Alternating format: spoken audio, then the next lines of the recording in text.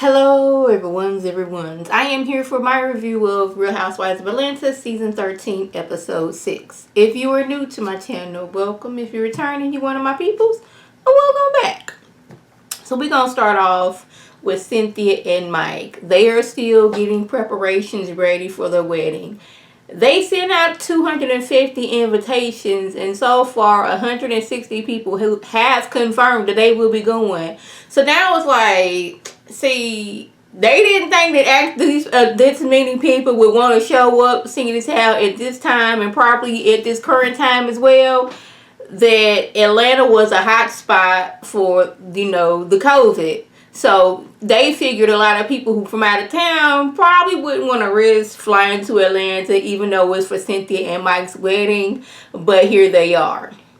Now, Mike wants to invite Dennis because he and Dennis became cool. But, like, since Portia and Dennis at this current moment are not together, he wants to invite Dennis, but he doesn't want to hurt Portia's feelings, inviting his friend. And I was like, that's the tricky thing, is like when you a couple and y'all friends with a couple and the couple break up, and when you want to have an event, it's like I can't like invite one and not the other because I'm both of y'all friends. So I think that Portia and Dennis would be, mature enough to be at a wedding, say hi. If y'all could say hi about that and just keep it at that, because this is not about y'all. This is about Cynthia and Mike. Cynthia, she is grappling with wanting to invite her father to her wedding. He and her brother walked her down the aisle when she got married the first time. But things became strained after her mom did the domestic violence PSA for Kenya a few years ago. So she ain't really talked to her daddy, but she's torn whether I want to, have my dad walk me down the aisle, be in the wedding, but I don't want to hurt my mama's feelings because she is the one who has been there for me since I was born, taking care of me, raised me, helped me raise my daughter. So I don't want to have her feeling some type of way with me inviting my daddy to the wedding. Now, Kandi, she is having a food drive with her nonprofit. I think it's her organization, Kandi Cares. She does book drives, food drives, all those things. She realized once she was pregnant with Riley, she figured I have money, so therefore I can be able to take care of my child. And Mama Joyce let her know it takes more than money to raise a child. You need a village to raise a child. And like, yeah, you do really need a village these days to raise the children. She's also going to Mike Sterling to get back child support from Riley. Block, he hasn't paid child support in like over 10 years. And last time she, brought up child support to him, he was calling her all kind of broke. So it's like, no, it's not that I'm broke. It's just that I have money. I can take care of my daughter, but this is your daughter too.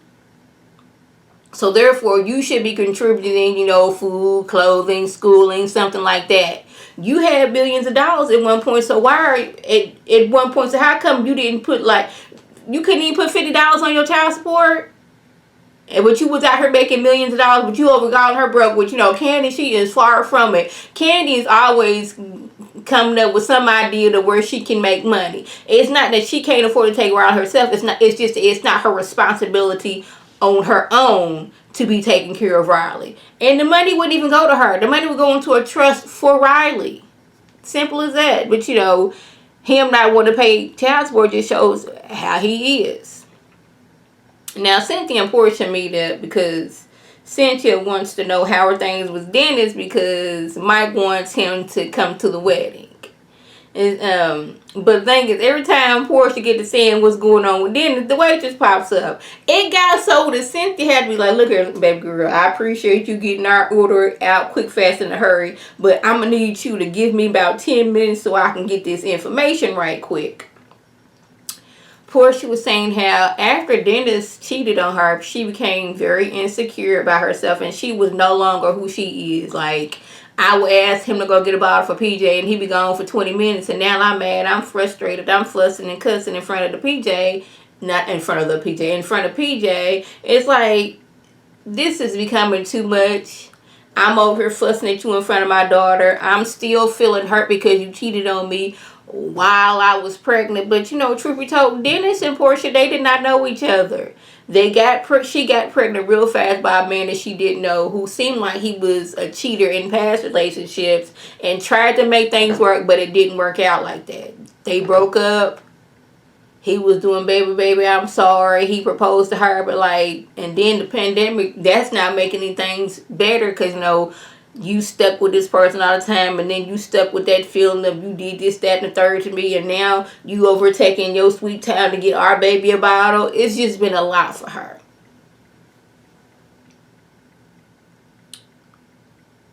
But Cynthia does promise her, I'm going to make sure that Dennis is on his best behavior. He ain't going to be out here cutting up several foods.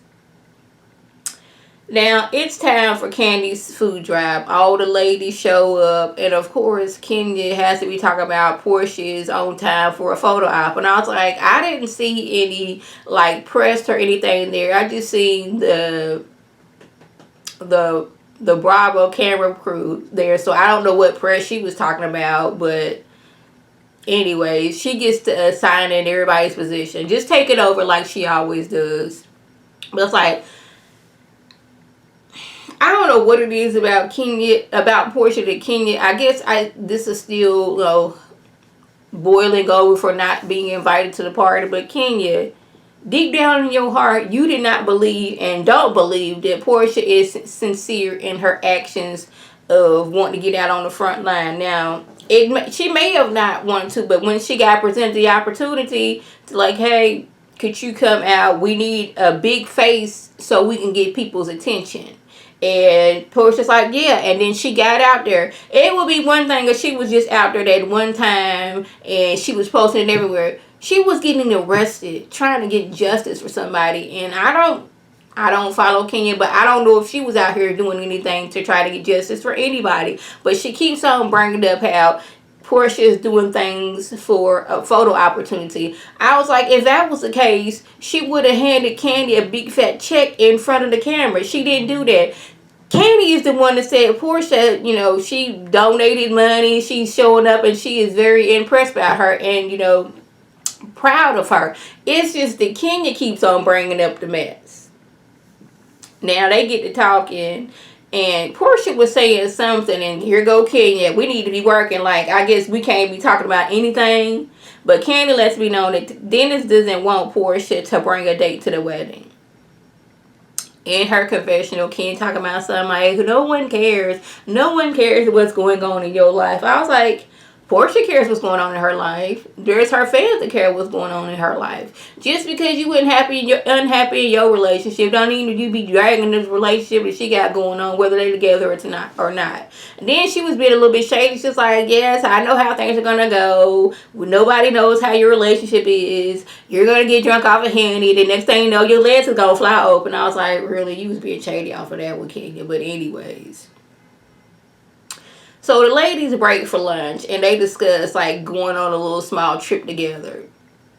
Are we going to drive? Are we going to fly? Portia's like, well, my friend, she has a private jet. No, we're not going to do this. We done already been here. We already been there. Ken just take over. And I was like, if y'all have a private jet to fly on and y'all have all been tested and everything, why not take that instead of getting on a commercial flight or driving? But anyway, that's just me. Now, lastly, we have Cynthia. She goes over to her mama's house because Noelle is in town. But Noelle's only in town for like 2 weeks. I'm here to help you pick out a dress, visit some people. But I got to get back home because I got to make this money because I got this rent to pay.